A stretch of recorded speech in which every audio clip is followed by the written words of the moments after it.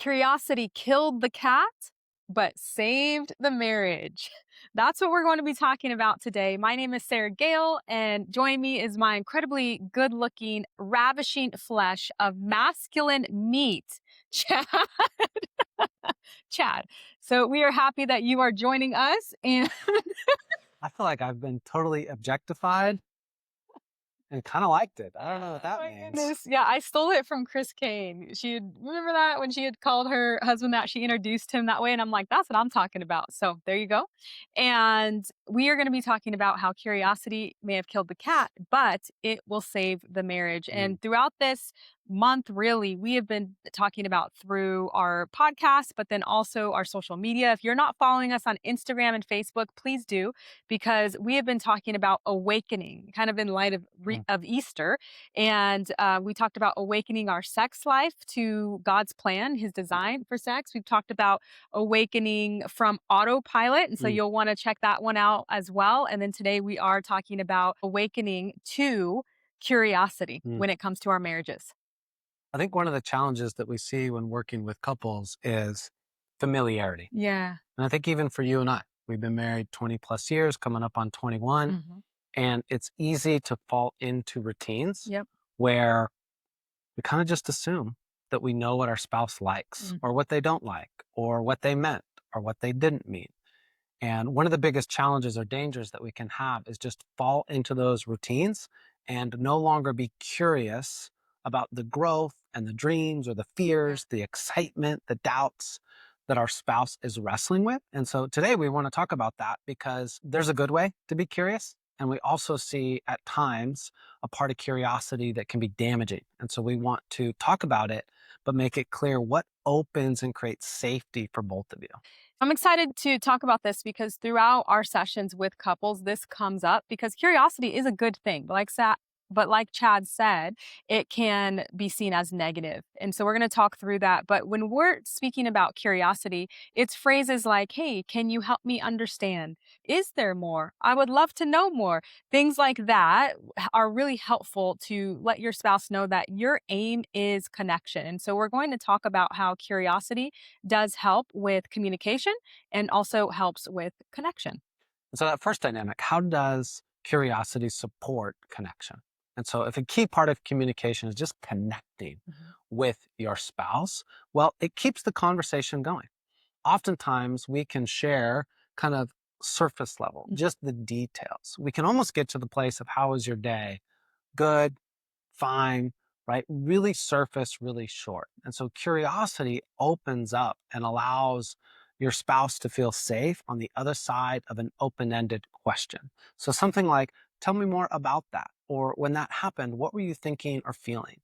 It creates an open space for them to go another layer. And oftentimes, that may actually be a powerful invitation to your spouse to reflect deeper themselves. Yeah, Sometimes, like, good. I'm just on autopilot and you ask me a question and I'm like, huh, I got to think about that.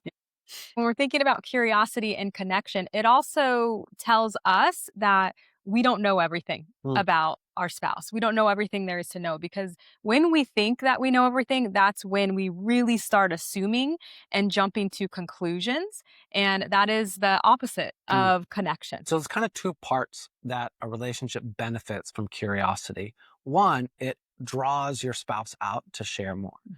Two, it signals that you're even interested. Yeah. And so if Sarah Gale's asking follow-up questions, I get to talk about selfishly one of my favorite subjects, and that's myself.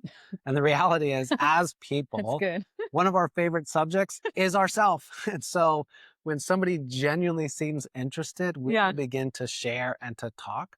And what better person to exchange ideas and thoughts and dreams with than your spouse? It really strengthens from the foundation that relationship, that bond between the two of you, that friendship. So many of the couples that we counsel, you ask part of their story of how did you meet and what drew you to each other. Mhm. And yes, a lot of times there was some level of physical attraction. But within there, there was often a friendship. There was a sense of enjoying time together. Yeah. And that faded away, that Yeah. drifted. And some of that curiosity can begin drawing and bringing that back. And when you think of being married, having kids, your careers, over time, you're doing life, you're making a great team, right? You're great partners, but you go weeks and months Mm. without really knowing how your spouse is doing. And we see that oftentimes with our couples. We're not taking the time to be curious. I want to shift a little bit and talk about how curiosity also is helpful when it comes to communicating. One of the ways that curiosity supports communication is it reduces defensiveness. I know for me in different podcasts, even when we think about the Gottman Institute and the Four Horsemen, Mhm. for me, one of my unhealthy patterns can be Mhm. defensiveness. And so Sarah-Gayle might share something, and my reaction is to explain or to defend myself, Mhm. right? Or to excuse my behavior. Well, when I replace that with curiosity, it's not about me. It stays about Sarah-Gayle, and Mhm. I can ask a question that allows her to continue to share more. And so this is one of those pivot points in our communication that can either keep us on that path of connection Yeah. or can pivot us into a space where we're now working against each other. And so this is a practical example of how curiosity can keep that conversation in a safer space together. Yeah, when having conversations with each other, if you feel like I have no idea what this person's talking about, where they're coming from, how dare they say whatever they might have said, then that should really be a sign that you Mm, want to be curious. The more confused you are, that's a sign to be curious, because one of the worst things we can do is, like Chad said, be defensive or dismiss it because mm, we're not understanding, we're not being present in the conversation. So that curiosity is incredibly helpful, because when we are in conversation, you already know what you think, what you're sharing, all of those things. You already know about yourself. But what you don't know, and where the goal is, and where the what the goal is what is your spouse thinking? Where are they coming from? So that then we can start to feel more connected. So as you see, communication, connection, we always say they go together. This is why we specialize in communication and connection, because it's very difficult to have one without the mm, other. And I want to give this example I give many of my couples. So bear with me, it's a bit silly. I tell them, hey, you know what? There's a dinosaur in my office. And they do different things. Sometimes they're really confused. What are you talking about, Sarah-Gayle? Sometimes they're like, is this a test? Exactly, it is a test. And I go through and I tell them, if we are practicing what I've taught you, then you're going to be curious, mm, because you're like, Sergio, what are you talking about? There's a dinosaur in your office. And so you're going to want to validate and say, it sounds like you're saying there's a dinosaur in your office. Is that right, Sarah Gale? And then if you do that, it opens me up to potentially share more with you. And I'm like, wow, they care mm, about what I am saying. But a lot of times what happens is I'll say something, you listening will say something, and the next response is, that's not true. mm. Dinosaurs are extinct. I don't know what you're talking about. That's Yeah. not right. And that's that defensiveness. Whereas that shuts me down. If my clients say that, okay, there's nothing else to say. But then as they continue to be curious and they say things like what we talked about earlier, can you help us understand? Is the dinosaur always there? Mm. Then I start to tell them, yes, it's always there because it's a stuffed animal on my couch. And then they realize, wow, there really was a dinosaur in her office. And if they would have shut me down in the beginning, they would have never learned that I was actually saying something that was true. And unfortunately, this is what we do in our relationships. We shut our spouse down in the beginning because we're not curious. We're more confused or appalled by what they say, and we jump on it, but we don't track with them and get to hear that what they're saying actually does matter, actually does make sense. And I want to shift a little bit, because in many examples, when it comes to curiosity, sometimes it can feel like an interrogation Mm, when the goal is truly curiosity. And I had another couple where I was encouraging curiosity, and the wife was like, no, no, no. I don't want my husband to be curious, because when he's curious, I mm. feel like I have to explain and prove that what I'm saying is actually true. And he jumps on to the next question, to the next question, to the next question. And I don't even have time to think. And then I start to get stuck, and I'm just like, what do I say? What do I say? And I feel attacked. So we want to talk a little bit about what curiosity isn't Yeah. and some of the things that are more likely to cause it to feel like an interrogation, and what are the things that are more likely to cause it to feel open and safe. Feeling emotionally safe to share without judgment is the goal here, and curiosity can support that. And so one of the things to be aware of is the question why. when the first thing that we say back to our spouse is why. Why do you think that? Or why did you do that? Mm. What we see in the example Sarah-Gayle just highlighted with the dinosaur, if there's validation before whatever the next question is, that person typically feels heard Mhm. and their defenses are more likely to be down. But if the first reaction is, well, why did you do that? Then it's like, whoa. And so that simple element of validating or acknowledging what your spouse said before any type of open ended question can be a powerful bridge that helps that space still feel safe. Yeah, and that's important because when we don't validate, oftentimes we can misunderstand what they even said. Like with the dinosaur example, if then my clients were like, "Oh, so you're saying you think that Mhm. we have a dinosaur in our office also?" Like if that's internally what they thought they heard me say, but they didn't take the time to validate.